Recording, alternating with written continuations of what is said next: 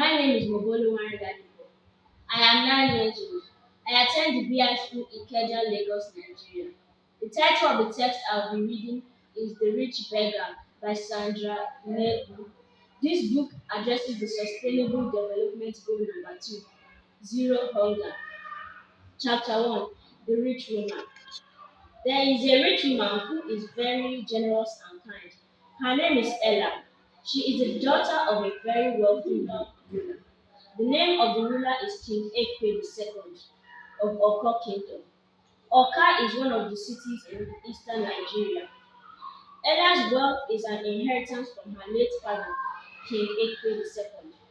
Ella is smart and intelligent. She is a graduate from English from University of Nigeria. She does not have any idea of investing money, but she desires to spend her fortune wisely. She decides to seek advice from people on how to make good use of her money. She goes to her friend Ola for advice, but Ola does not know how to handle such a big amount of money.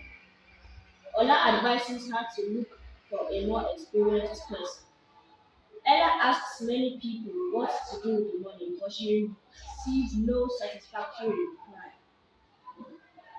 She continues to think for a long time on what to do. This story is about Ella, a rich lady who built a mansion.